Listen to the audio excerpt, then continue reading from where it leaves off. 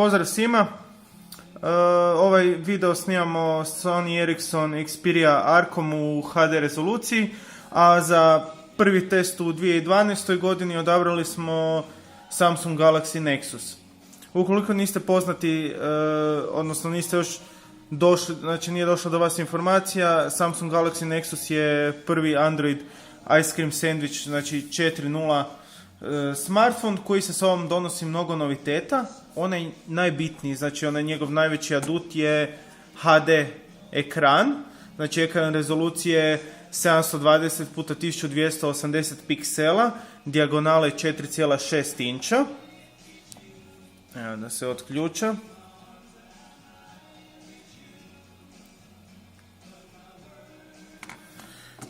Znači, radi se o zbilja impresivnom ekranu, izvrsne rezolucije, izvrsne čistoće prikaza.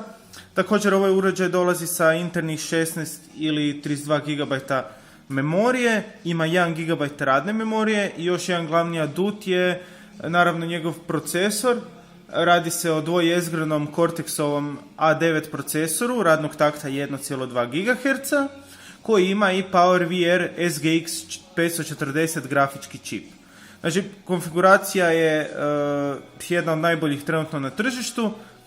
Što se tiče ostalih stvari, dvije jezgre su, sa zadnje strane se smjestila kamera od 5 megapiksela, znači nije nekakav top koji je trenutno na tržištu.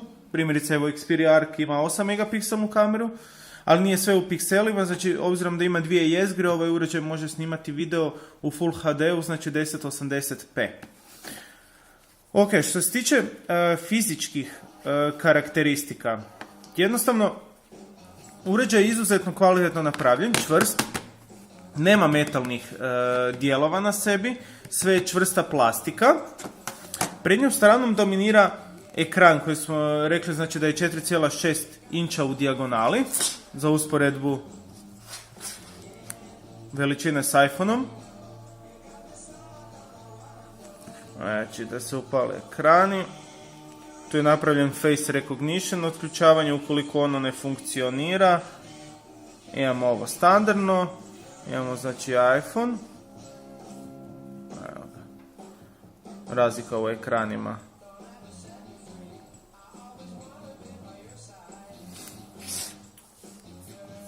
Ok, znači prednjom stranom dominira veliki ekran koji također ima i poseban coating, znači ima premaz, tako da otisci prstiju ne ostaju na njemu, slično ima i iPhone, dok drugi proizvođači bi tek trebali ovakvu tehnologiju početi koristiti. Što se tiče samog operativnog sustava, Android, odnosno Google, odlučio na jednu relativno radikalnu stvar. Znači, umjesto da tipke hardverski smjesti na uređaj, on ih je smjestio softverski s donje strane ekrana, pa onda imamo red menija i shortcutova. Ono što je uzeto sa Honeycomba, odnosno Androida 3.0 koji se nalazi na tabletima, je prečica, znači nekakav multitasking zadnjih aplikacija koje su uključene i to je zbilja korisno i s druge strane je vrlo lijep prikaz. Znači imamo standardnu home tipku i imamo back. Ostale stvari koje možete vidjeti na prvi pogled je samo organizacija menija. Znači ovaj put su widgeti dobili svoj posebni. Znači ovdje se nalaze widgeti, ovdje se nalaze aplikacije koje možemo listati, znači, u desnu stranu, nema više prema dolje. Još jedna stvar koja je korisna je ova gore traka u kojoj se odmah nalazi i prečac za meni. Evo ga.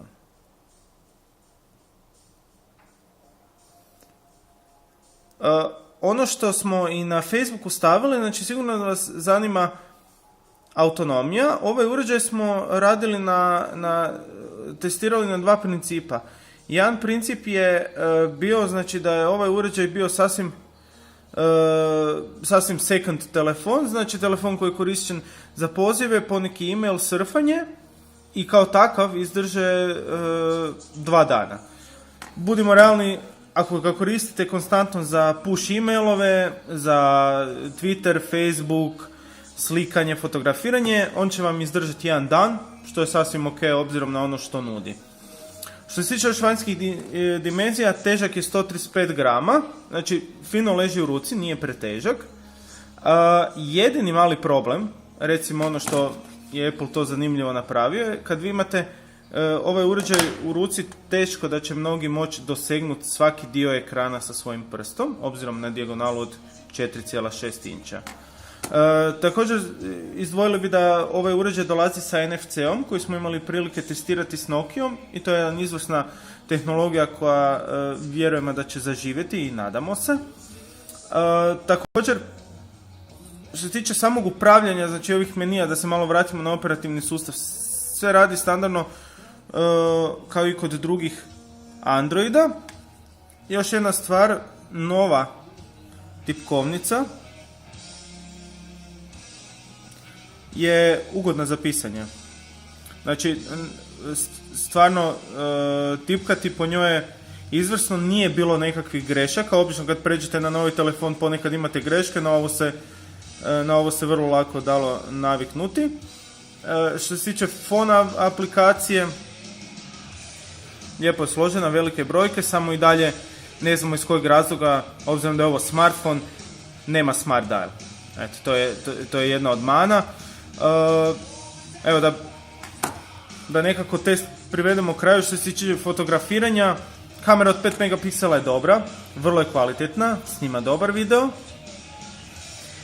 Ono što bi vas zanimalo ukoliko potencijalno planirate uzeti ovaj telefon je da s hardverske strane, znači imate s donje strane USB i 3,5 mm audio utor, što se vidi bolje na fotografijama. S lijeve strane su tipke za pojačavanje i stišavanje, s desne strane je tipka za paljenje. Ono što nam se svidjelo primjerice kod Nokia N9 koju smo mogli pozvati na tap, ovdje morate pritisnuti tipku i postoji face recognition koji sad naravno neće funkcionirati. Kad on ne funkcionira, možete bez problema otključati na standardni način svoj uređaj. Što se tiče face recognitiona, da, ne funkcionira na fotografiju, ne funkcionira na prikaz vaše fotografije na mobitelu ili nekom drugom uređaju. Ako je uvjeti smanjene vidljivosti, uređaj prelazi na drugi način otključavanja. Mane je da nema microSD utor, znači ukoliko vam je 16 ili 32 GB premalo, ne možete to nadopuniti sa memorijskom karticom. Nema FM radio u sebi. I također, obzirom da se radi ipak o Google-ovom, znači jednom od top Android modela, žao nam je što nema mini HDMI izlaz, s tim bi zbilja imao dobre funkcionalnosti. Opet s druge strane, znači postoji mogućnost povezivanja i putem dockinga na multimediju. Znači tu isto Samsung se pobrinuo za to. I sad ono zadnje pitanje, da li bi ga preporučili? Bi. Ukoliko dolazite s neke druge platforme na Android, ovo je izvrstan uređaj da iskusite puno Android iskustvo. Vi ostali koji imate Androide i čekate Ice Cream Sandwich, ovo vas manje više očekuje. Hardware manje više možete ili ne morate prihvatiti. Definitivno veliki plus je za ekran koji, evo zadnjih dana je bilo i malo sunca, znači Super AMOLED koji ima HD rezolucije je nešto što je zbilja impresivno i također ako vi stavite na njega 720p video, znači imate film u HD-u, on će vam ga u punoj pikselaži znači prikazivati, on će ga prikazivati u punom HD-u. Što se tiče Android marketa,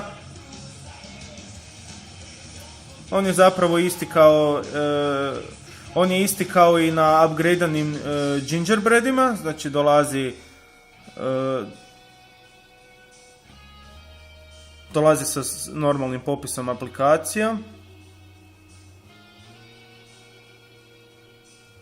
Znači imate znači nema problema s aplikacijama, one rade na Androidu i 2.3 i na 3.0 i na 4.0, ne? Eto, to bi bilo to kao zaključak. Zbilja nam se svidjelo koristiti ovaj telefon i ukoliko Google nastavi, znači čekamo sad Mobile World Congress u Barceloni čiji smo opet medijski sponzor. Znači, vjerujemo da će doći nasljednici koji će za 2012. pokazati zapravo da je ovo jedna vrlo kvalitetna platforma, a s druge strane Samsung se pokazao kao jedan iznimno dobar proizvođač smartfona, makar smo možda i čak prije godinu dana bili skeptični prema tome. Eto, hvala svima na pitanjima tokom testa. Znači, sljedeći uređaj koji ćemo dobiti na test isto možete sudjelovati tokom testiranja putem pitanja na Facebooku ili na Twitteru, ili nam možete slati na mail. Želim vam ugodan dan i doviđenja.